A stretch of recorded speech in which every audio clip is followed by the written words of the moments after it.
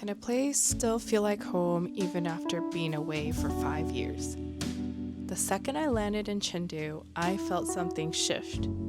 The smell of mala in the air, the way people spoke, and the rhythm of the city, it wasn't just familiar, it was like stepping back into a part of myself I haven't visited in years. A version of me I didn't realize I missed so much. I don't know if I'm gonna post this or not because it's.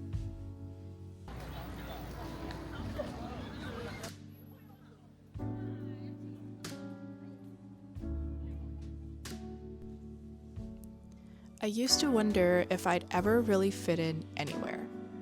When I'm in Canada, I wanted to fit in, so I shied away from my Chinese side. And when I'm in China, I always felt like I wasn't Chinese enough. So for most of my life, I lived in between. I got really good at blending in, but never just being. It's this quiet kind of loneliness to feel like no version of you is ever quite right. And I didn't realize how much of that I was still carrying until I came back.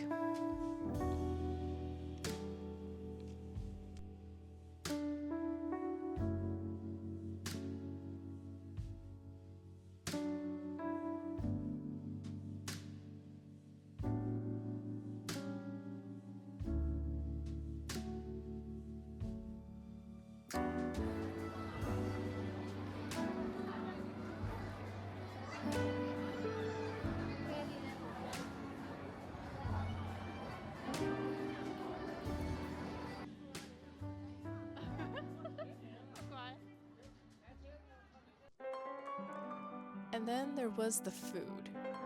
That first bite of something you grew up eating but haven't had in years, and suddenly it's not just food anymore.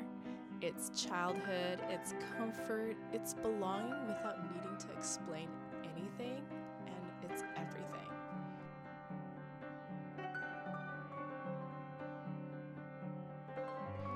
Especially when your food looks like this.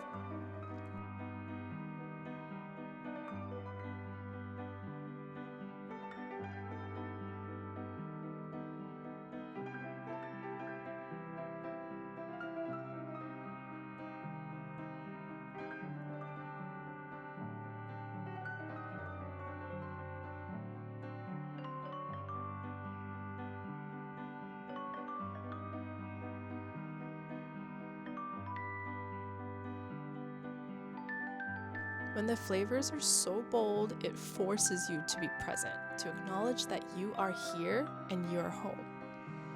The spicy, the heat, the mess, I loved each and every second of it.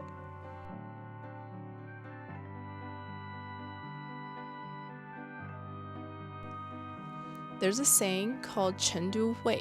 It means Chengdu stomach, and that Chengdu people have a hard time moving anywhere because, come on, how can you beat this?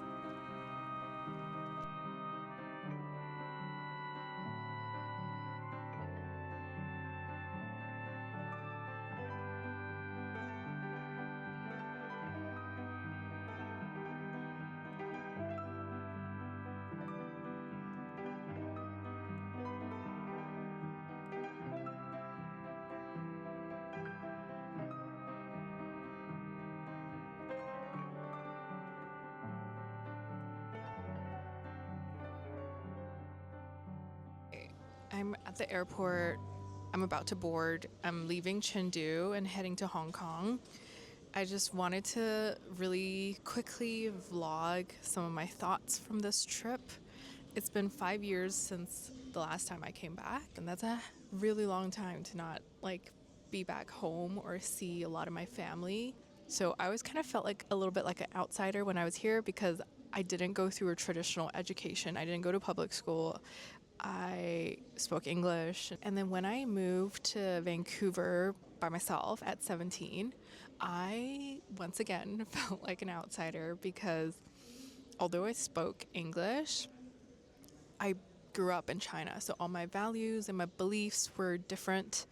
And they were subtle differences, but I could just feel them. And the first year or two of moving there was pretty rough. Like, I was so young. I had to figure out all, like, on top of, like, not flunking out of university, I had to figure out, like, banking, where to live, phone bills, electric bills.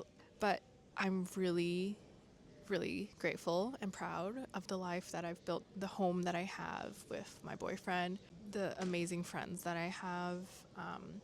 And now Canada feels like home. But Chengdu also feels like home. And so this trip just helped me see that, like, my Chinese culture, my roots and my heritage and my family are so important to me. Oh, I just remembered that there is actually a term for feeling like an outsider. It's called being third culture. I have the official definition here. I'm sure a lot of my international school friends will relate to this, but basically being third culture means third culture kids or third culture individuals are people who were raised in a culture other than their parents or the culture of their country of nationality, and also live in a different environment during a significant part of their child development years. If you've experienced this, it's a real thing.